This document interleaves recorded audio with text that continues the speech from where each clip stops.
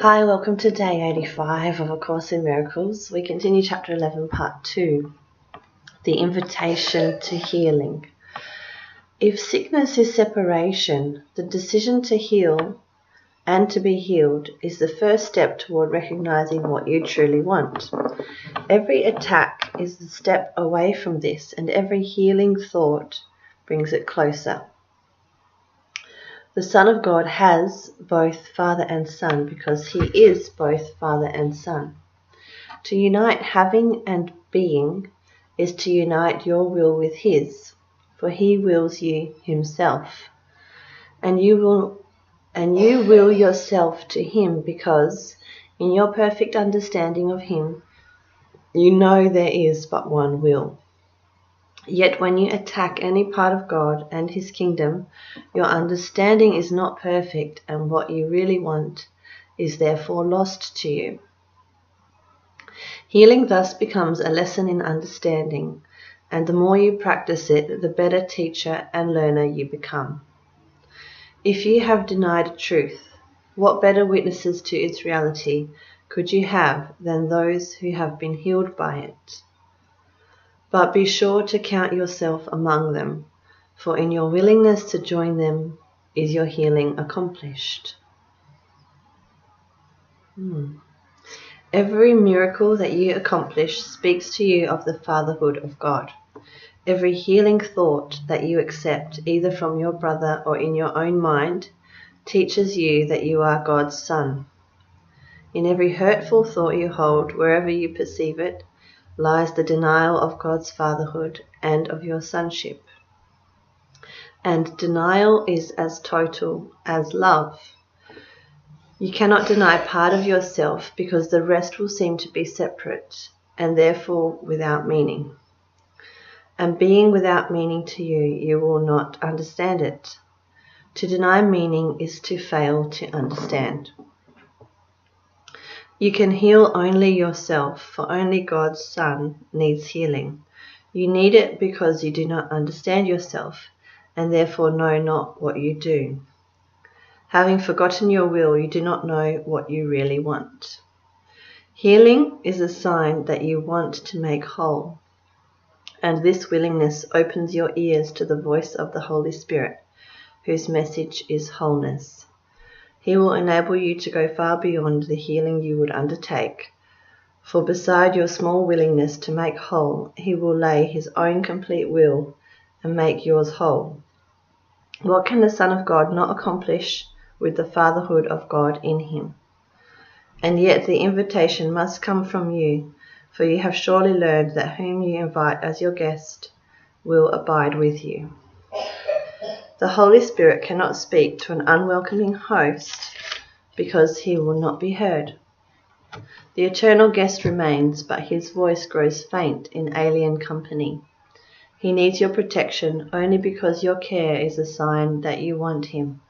Think like him, ever so slightly, and the little spark becomes a blazing light that fills your mind so that he becomes your only guest. Whenever you ask the ego to enter, you lessen his welcome. He will remain, but you have allied yourself against him. Whatever journey you choose to take, he will go with you, waiting. You can safely trust his patience, for he cannot leave a part of God. Yet you need far more than patience. You will never rest until you know your function and fulfill it, for only in this can your will and your Father's be wholly joined. To have him is to be like him, and he has given himself to you. You who have God must be as God, for his function became yours with his gift. Invite this knowledge back into your mind, and let nothing that obscures it enter. The guest whom God sent you will teach you how to do this, if you but recognize the little spark and are willing to let it grow. Your willingness needs not be perfect because his is. If you will merely offer him a little place, he will lighten it so much that you will gladly let it be increased. and by this increase you will begin to remember creation. Would you be hostage to the ego or host to God? You will accept only whom you invite. You are free to determine who shall be your guest and how long he shall remain with you. Yet this is not real freedom, for it still depends on how you see it. The Holy Spirit is there, although he cannot help you without your invitation. And the ego is nothing whether you invite it in or not. Real freedom depends on welcoming reality, and of your guests only the Holy Spirit is real. Know then who abides with you merely by recognizing what is there already, and do not be satisfied with imaginary comforters, for the Comforter of God is in you. And we go to lesson 85. Today's review will cover these ideas. My grievances hide the light of the world in me.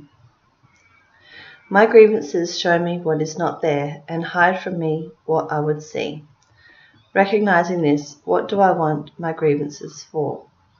They keep me in darkness and hide the light.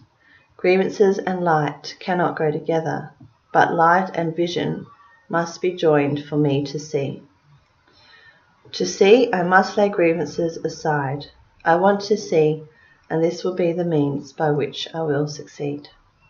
Specific applications for this idea might be made in these forms. Let me not use this as a block to sight. The light of the world will shine all this away.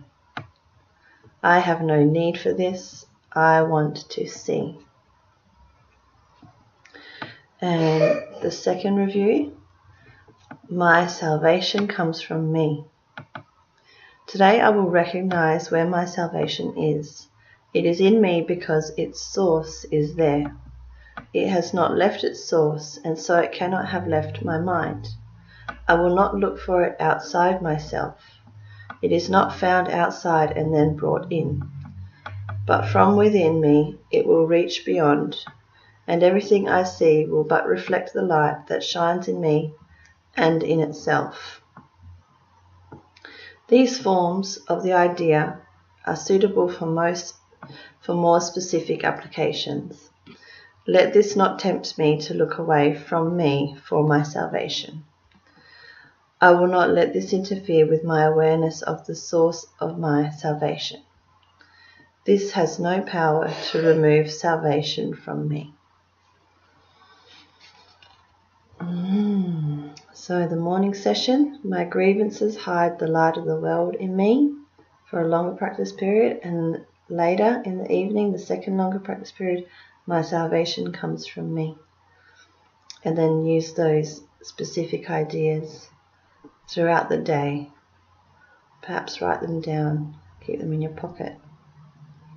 Let me not use this as a block to sight. The light of the world will shine all this away. I have no need for this, I want to see. And then the other one again, let this not tempt me to look away from me for my salvation. I will not let this interfere with my awareness of the source of my salvation. This has no power to remove salvation from me. Have a wonderful day, and